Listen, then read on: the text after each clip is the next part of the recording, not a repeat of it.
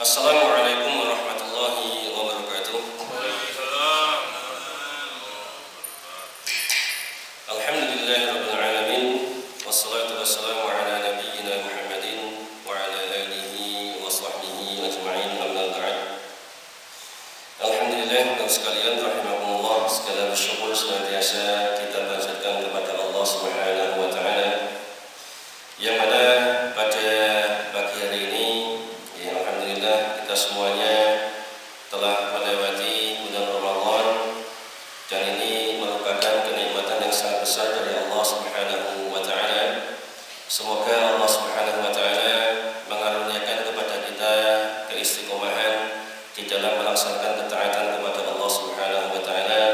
Semoga Allah Subhanahu wa taala menerima amal ibadah kita semuanya di bulan Ramadan, dan semoga kita tidak termasuk orang-orang Ramadaniyun, yaitu orang-orang yang dia hanya mengenal Allah pada bulan Ramadan saja.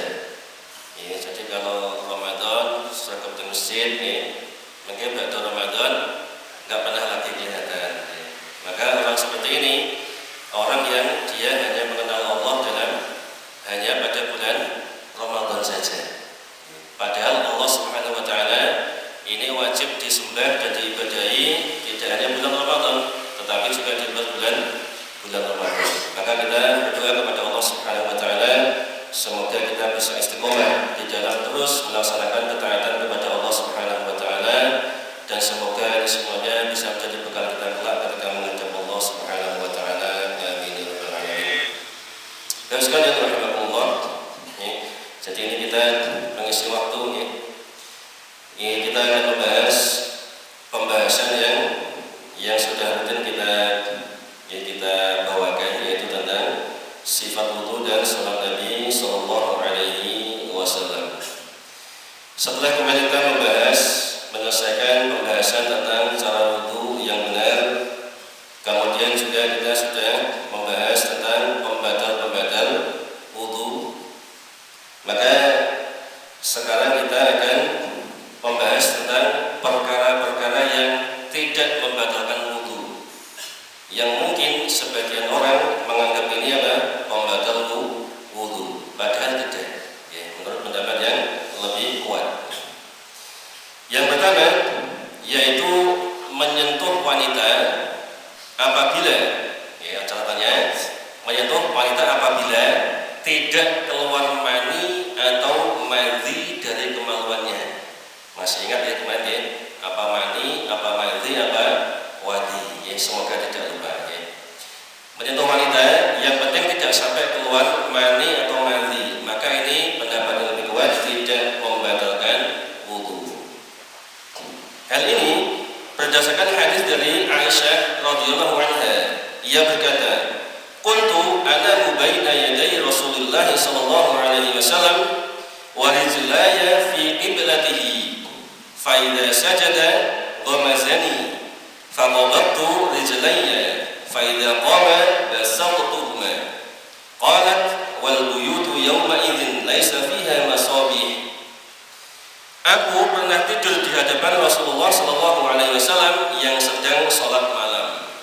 Sedang kedua kakiku berada di arah kiblat beliau. Apabila beliau hendak sujud, beliau merabaku, maka kulipat kedua kakiku. Berarti Nabi menyentuh kakinya siapa? Aisyah radhiyallahu anha. Dan apabila beliau telah berdiri, aku selonjorkan lagi kedua kakiku. Aisyah berkata, ketika itu rumah-rumah tidak mempunyai lampu. Maksudnya saat itu masih gelap gulita, belum banyak lampu seperti sekarang.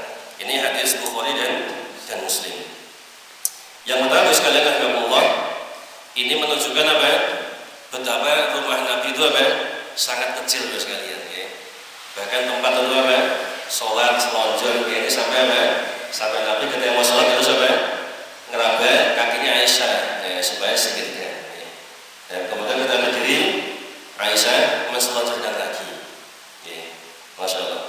Ini juga merupakan renungan bagi kita.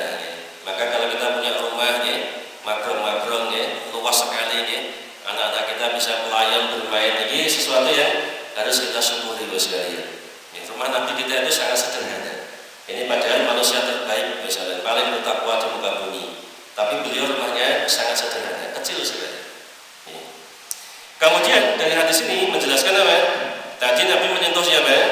Menyentuh kakinya Aisyah. Ketika kapan? Ketika sholat. Tapi ternyata beliau masih meneruskan apa? Sholatnya. Ini dalil yang sangat tegas sekali, sangat jelas menunjukkan apa? Menyentuh wanita tidak membatalkan wudu.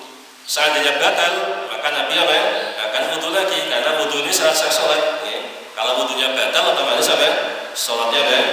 Batal. Tapi Nabi melanjutkan sholatnya. Ini menunjukkan apa? Bahwasanya menyentuh wanita ini tidak apa? Tidak membatalkan wudu. Kemudian juga dari Aisyah radhiyallahu anha ia berkata, faqadtu Nabiyya sallallahu alaihi wasallam dzata lailatin faja'altu atlubuhu bi yadi fawaqa'at yadi ala qadamayhi wa huma wansubatani wa huwa sajidun.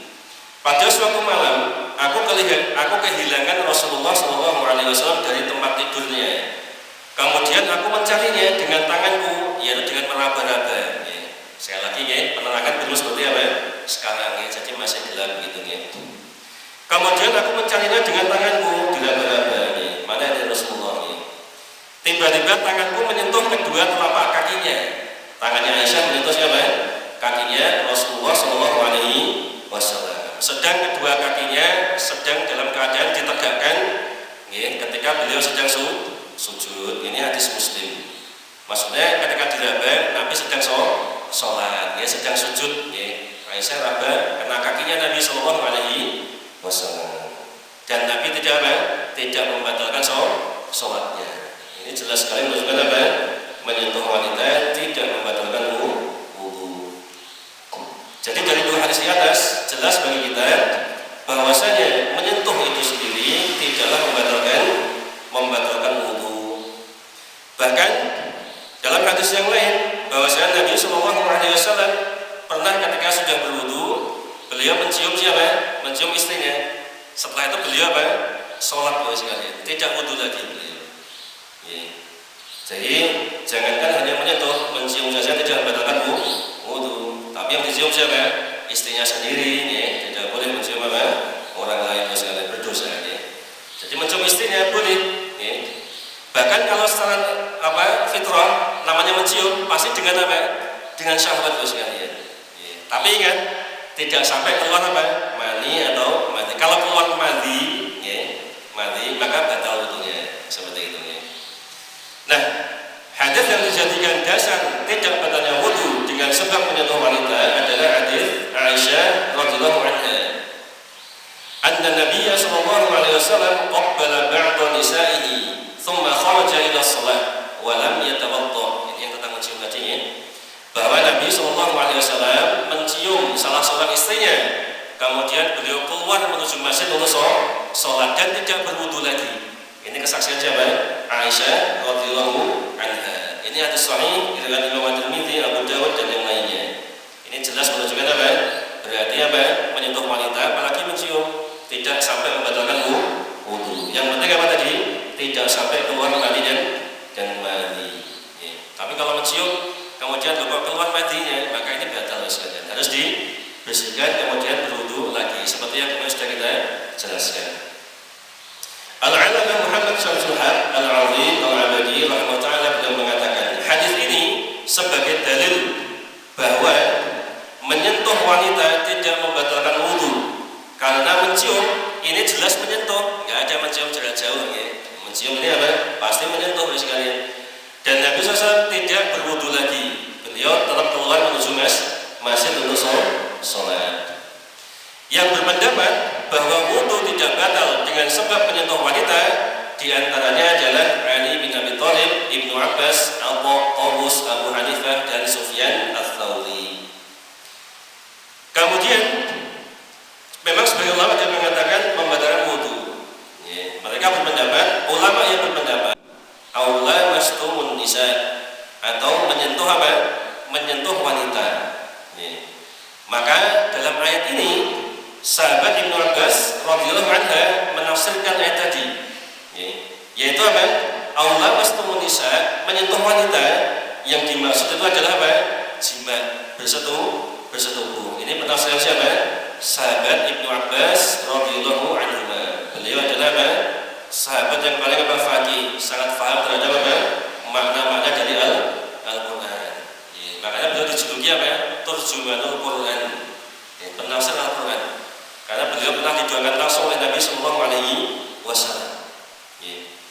Kemudian Al-Imam As-San'ani rahimahullah beliau mengatakan bahwa yang dimaksud dengan mula masah, yaitu jima atau bersetubuh, sebagaimana yang ditafsirkan oleh Ibnu Abbas. Beliau rahimahullah termasuk ulama yang berpendapat tidak batalnya wudu dengan sebab menyentuh. Kemudian juga Imam Ibnu Qudamah rahimahullah beliau mengatakan sesungguhnya semata-mata menyentuh saja ini tidak membatalkan wudu. Tetapi yang membatalkan wudu yaitu apabila keluar mani atau madhi.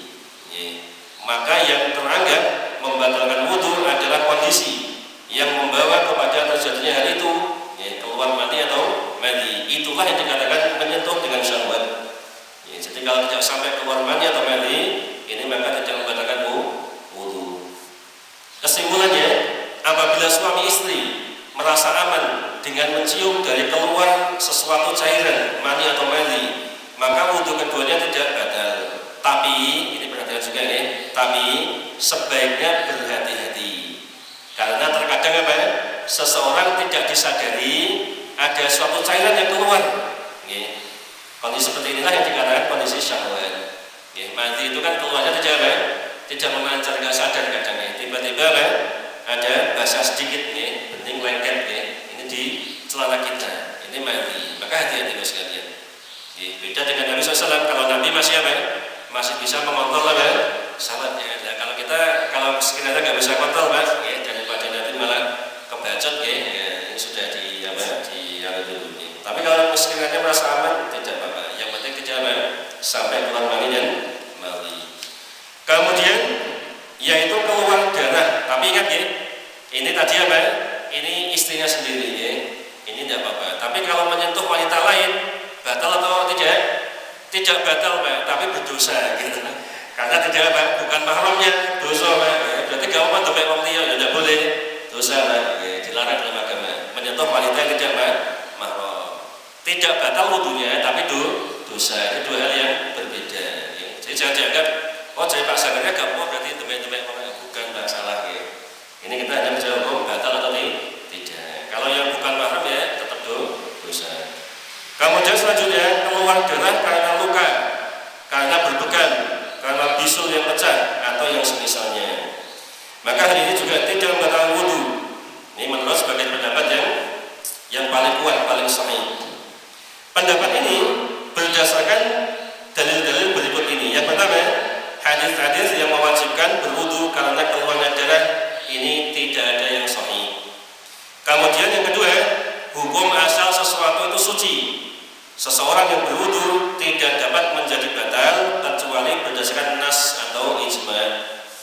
Kemudian yang ketiga, hadis dari Jabir bin Abdullah, yaitu seorang sahabat Nabi Sallallahu Alaihi Wasallam. Ini dalam kisah terpanahnya seorang sahabat Ansor dengan 3 anak panah dalam perang Dzatul Riqah. Padahal sahabat ini sekalian ketika terkena panah, beliau sedang sedang sholat sampai kena panah 3 sekalian. Dan beliau tidak membatalkan sholatnya. Ini bisa kita bayangkan betapa kualitas sholat sahabat itu luar biasa. Kita baru digigit nyamuk aja sudah sudah enggak kusuk Ini kena panah 3 Beliau tidak membatalkan sholatnya, luar biasa Padahal dia dalam keadaan sholat, tetapi ia tetap meneruskan sholatnya dalam keadaan darahnya terus mengalir. Beliau tetap sholat tidak membatalkan sholatnya. Ini hadis hasan riwayat Imam Bukhari dan yang lainnya. Nah, yang poin pentingnya Rasulullah SAW ini mengetahui hal itu. Rasul tahu hal itu. Tapi Rasul tidak mengingkarinya.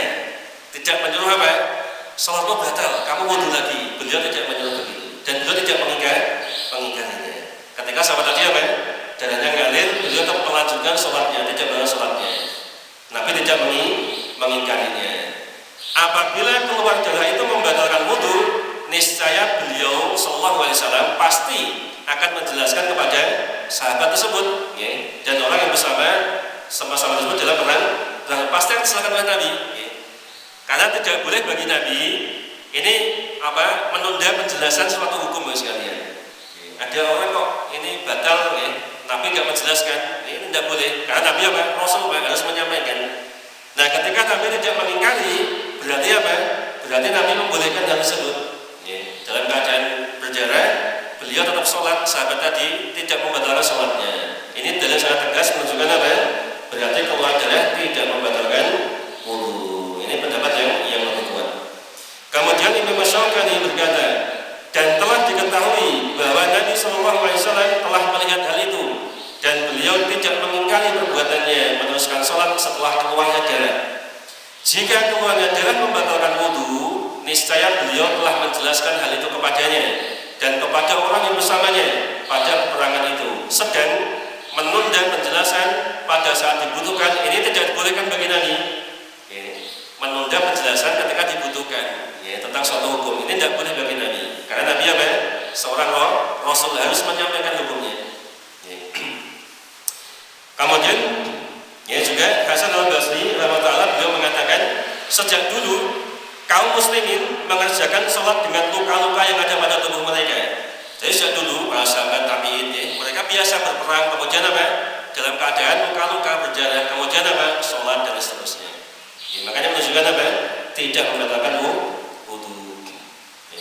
Kemudian juga sahabat Ibnu Abi Aufa radhiyallahu anhu, beliau pernah meludah karena keluar darah, namun beliau tetap meneruskan sholatnya. Ini dalam Fathul Bari dengan sanad yang sahih. Kemudian tertawa terbahak-bahak di dalam sholat maupun di luar sholat. Ya. Para ulama sepakat bahwa tertawa di luar sholat ini jelas tidak membatalkan wudu, ya, dan tidak mewajibkan wudu. Ya. Mereka juga sepakat bahwa tertawa dalam sholat ini dapat membatalkan sholat. Kalau sholatnya bagus sekalian, ya, sholat kalau kita tertawa terbahak-bahak ini sholatnya batal. Ya. Tapi apakah wudunya batal? Nah, ini beda. Ya. Wudunya tidak batal, tapi sholatnya batal. Ya, tidak boleh sholat tertawa